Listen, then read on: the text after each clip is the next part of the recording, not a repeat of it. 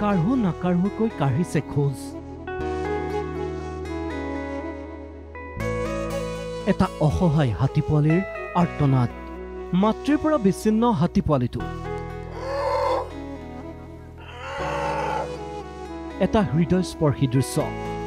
এই কণমানি হাতী পোৱালিটোৱে বাৰে বাৰে মাতৃক বিচাৰি ইফালৰ পৰা সিফাললৈ হাবাথুৰি খাইছে। ৪-৫ দিন পূৰ্বে পোৱালিটো জন্ম হোৱাৰ সন্দেহ বন বিভাগৰ লোকৰ। খাদ্যৰ সন্ধানত জনাঞ্চললৈ ওলাই অহা হাতীজাকৰ পৰা বিচ্ছিন্ন হৈ পৰে পোৱালিটো।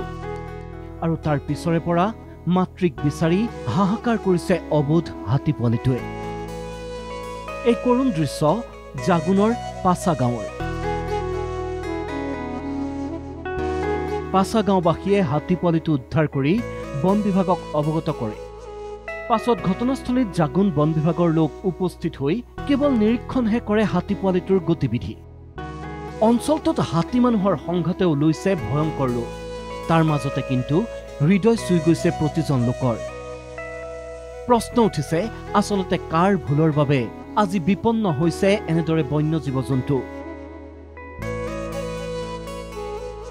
বন্যহস্তীৰ বিচৰণস্থলী হিচাপে পৰিগণিত কথা সংৰক্ষিত বনাঞ্চলৰ নিচেই কাষতে বেদান্তা নামৰ প্ৰতিষ্ঠানটোৱে অইল ড্ৰিলিং কৰা চৌহদ বেৰি দিয়াৰ বাবেই বন্যহস্তীৰ চলাচলত বাধাৰ সৃষ্টি হোৱাৰ সন্দেহ স্থানীয় ৰাইজৰ। আৰু সেইবাবেই বন্যহস্তীৰ জাকৰ পৰা পোৱালিটো বিচ্ছিন্ন হৈ পৰাৰ অভিযোগ উঠিছে।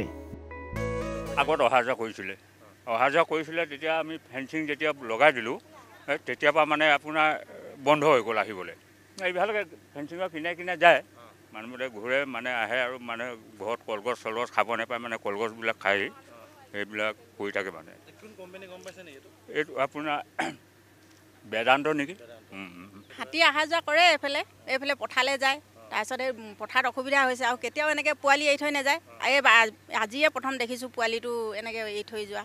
সেইটো কাৰণে আজি ৰাতি বা কি কয় সেই মাকে আমি সেইটো নাজানো। আমি গাঁৱৰ ৰাইজ থাকিব পাৰোঁ নাপাওঁ সেইটো আমাৰ চিন্তা হৈ আছে।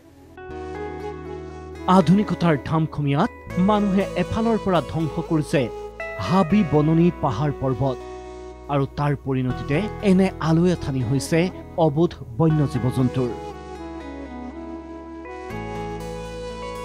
কেমেৰাত গৌতমৰ সৈতে তিনিচুকীয়াৰ পৰা প্ৰাঞ্জল প্ৰতিম ভূঞা, NKTV+।